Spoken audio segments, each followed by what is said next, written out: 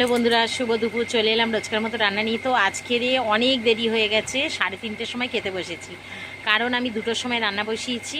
আর রান্না করতে করতে পুরো 3:30 বেজে গেছে। আর এই সবে তরকারিটা লাগিয়ে আনলাম, আর বেশি কিছু করিনি, এক তরকারি ভাতই করেছি।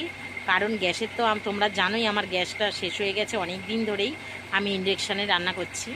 তো এখন এক তরকারি ভাত দিয়েই আমরা খাবো। আর আকাশটা দেখো বন্ধুরা, মানে পুরো মেঘ, মানে রোদ্দুর নেই, একদম মেঘ, মনে হয় কোথাও বৃষ্টি বৃষ্টি হচ্ছে, জানি না। তো দেখো আকাশটা তোমাদের দেখাই, আর কি রান্না করেছি চলো তোমাদের দেখি। তো এই দেখো বন্ধুরা, দেখেছো পুরো মেঘ, আকাশটা যেন কোথাও বৃষ্টি বৃষ্টি হচ্ছে, এত মেঘ করে আছে।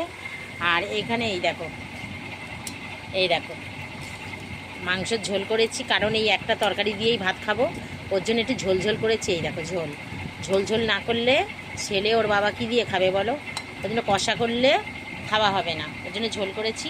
আর এখানে ভাত বেড়ে নিয়েছি, এই যে আমার কর্তামশাইকে বেড়ে দিয়েছি মাংসের ঝোল দিয়ে। ব্যাস, এই এক তরকারি আর ভাত আমাদের আজকে। তো চলো বন্ধুরা খেয়ে নিই, খুব জোরে খিদে পেয়েছে, আর ভালো লাগছে না। তো অনেকটাই দেরি হয়ে গেছে, বিকেলবেলায় বলতে গেলে আমরা ভাত খাচ্ছি। চলো সবাই ভালো থেকো, সুস্থ থেকো, ভগবান তোমাদের মঙ্গল করুক। চলো টাটা।